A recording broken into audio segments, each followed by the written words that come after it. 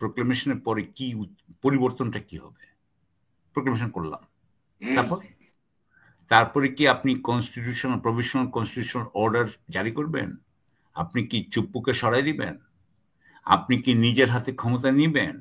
আপনি কি ক্ষমতার এক্সারসাইজ করবেন? না, because again they are from a different world. সংস্কারটা কি জিনিস জানেন? এই সরকার, এনজিও সরকারে যখন দেখলো যে এটা বিপ্লবের মাধ্যমে হচ্ছে, তো উনারা নিজেদেরকে বিপ্লবী দেখাবে কেমনে? এই জন্য বানাইছে সংস্কার। উনাদের কাছে বিপ্লব হচ্ছে সংস্কার, যে ওখানে ওনারা কয়েকটা কাজ করবে, কাজ করে ওই সামনে আসবে, সামনে এসে সবাইকে জানাবে। এটা কিন্তু মানুষের জন্য অত্যন্ত ডিসরেসপেক্টফুল। আমি মনে করি এটা করে কোনো কাজ হবে না, বরং আমাদের যে সমস্যাগুলো, আমি একজন আজিজ ভাই, এম এ আজিজ বোধহয় ওনার নাম, সাংবাদিক, উনি বলছিলেন যে এই 4 মাসে সরকার কোন সমস্যাটার সমাধান করেছে? একটাও করেনি, এবং সব সমস্যাগুলোকে পরবর্তী সরকারের জন্য রেখে যাচ্ছে। আমরা যে কথা ইকতেদার ভাই বললেন, আমরা অনেকদিন ধরেই বলছি, সেটা হচ্ছে যে বাংলাদেশে একটা সাংবিধানিক সমস্যা আছে। অন্তর্বর্তীকালীন সরকারের কোনো নাম ঠিকানা সংবিধানে নাই, কিন্তু উনারা সংবিধান মেনে গেলেন এবং এটা একটা জুডিশিয়াল ডিসিশনের উপরে, সুপ্রিম কোর্টের ডিসিশনের উপরে ওনারা নিজেদেরকে লেজিটিমাইজ করলেন এবং ওনারা বললেন যে ওনারা শেখ হাসিনার যে কনস্টিটিউশন বা 72-এর কনস্টিটিউশন মেনে চলবেন।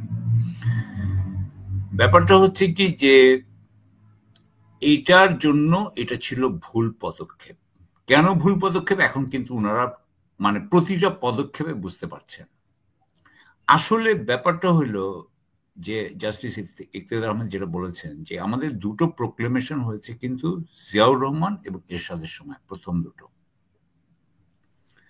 এখানে যেটা মেইন প্রবলেম সেটা হচ্ছে কি যে জিয়াউর রহমান এবং এরশাদ উনারা কিন্তু ক্ষমতা কি জিনিস এটা বুঝতেন, সেই জন্যই ওনারা প্রোক্লেমেশন করেছেন। আইয়ুব খান প্রোক্লেমেশন করেছেন, ইয়াইয়া খান প্রোক্লেমেশন করেছেন, প্রভিশনাল কনস্টিটিউশনাল অর্ডার, এই ধরনের লিগাল ভেহিকল ইউজ করেছেন, কারণ ওনারা পাওয়ার বুঝতেন। আমাদের ছাত্র সমন্বয়কদের দুর্ভাগ্য বা যেভাবেই বলি যে উনারা যাদেরকে চুজ করেছেন তারা পাওয়ার বুঝে না। পাওয়ার কোনো সুশীল বিষয় নয়। Power is a blend of care and violence. এটা খালি ভায়োলেন্স না, খালি ভায়োলেন্স দিয়ে হয় না। শেখ হাসিনা খালি ভায়োলেন্স করতে যায় ধরা খাইছেন। এটা হচ্ছে কেয়ার অ্যান্ড ভায়োলেন্স। আপনার বাবা মা যেভাবে আপনার সাথে করেছে, কেয়ার করেছে, লাভ দিয়েছে, আবার ভায়োলেন্স ইউজ করেছে, দ্যাটস রুলিং।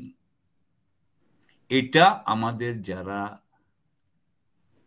সুশীল ক্ষেত্র থেকে আসছেন এটা ওনারা বুঝেন না, এবং না বোঝার কারণে ওনারা প্রোক্লেমেশন করেন নাই, না বুঝার কারণে ওনারা সব জায়গায় ধরা খাচ্ছেন, আমলাতন্ত্র ওনাদেরকে বারোঘাটের পানি খাওয়াচ্ছেন। এখন ইস্যুটা হচ্ছে যে ছাত্ররা যেই প্রোক্লেমেশন করতে চাচ্ছে, বিপ্লবী প্রোক্লেমেশন করবে 5 মাস পরে, ওকে, প্রোক্লেমেশনের পরে কি হবে? প্রোক্লেমেশনের পর আমার প্রশ্ন হচ্ছে প্রোক্লেমেশনের পরে কি পরিবর্তনটা কি হবে? প্রোক্লেমেশন করলাম, তারপরে কি আপনি কনস্টিটিউশনাল প্রভিশনাল কনস্টিটিউশনাল অর্ডার জারি করবেন? আপনি কি চুপ্পুকে সরাই দিবেন? আপনি কি নিজের হাতে ক্ষমতা নিবেন? আপনি কি ক্ষমতার এক্সারসাইজ করবেন? না, because again they are from a different world. I am sorry, এটা কাউকে আমি ছোট করার জন্য বলছি না, কিন্তু মানে মুস্তাফিজ, আমি সরি, আমি কাউকে ছোট করার জন্য বলতেছি না। এটা হলে এক একটা ডিফারেন্ট ওয়ার্ল্ড, এটা একটা ডিফারেন্ট বিশ্ব। আপনি ওই বিশ্ব থেকে এই বিশ্বতে আইসা পারবেন না, আই এম সরি। এবং ছাত্ররা যতক্ষণ ধরে এই উপদেষ্টা পরিষদ ধরে থাকবে কোনো প্রোক্লেমেশনে কোনো কাজ হবে না। বুঝতে পারছেন? এটা হবে না, কাজ হবে না। সো ওরা বিপ্লবী করতে চাচ্ছে, যারা বিপ্লবী না তারা তো বিপ্লবী হবে না।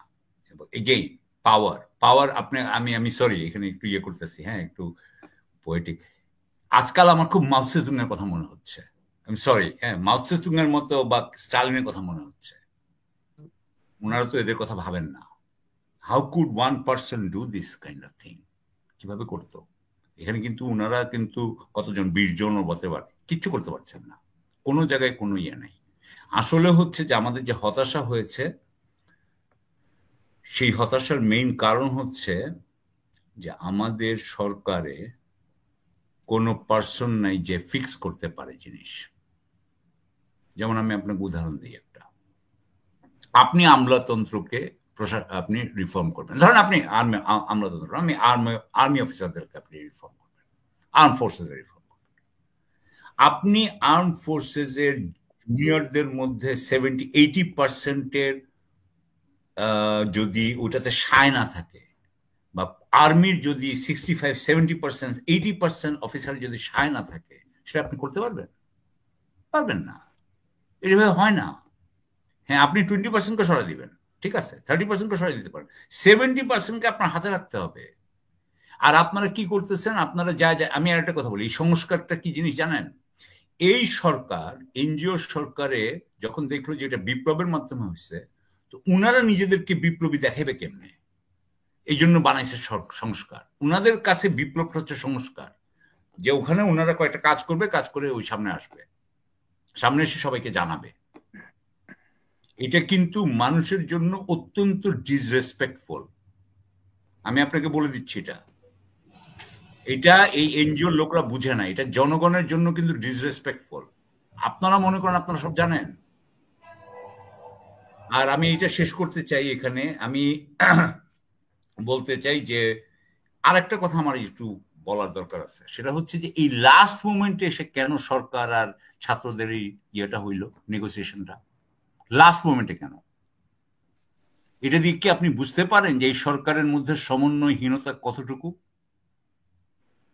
বোঝা যায় যে মানে লাস্ট মোমেন্ট বলতে দেখেন কয়েক ঘন্টার মধ্যে, মানে কয়েক বারবার ঘন্টার ডিসিশন, মধ্যে, বারবার হ্যাঁ 4-5 ঘন্টার মধ্যে 3টে ডিসিশন আসলো।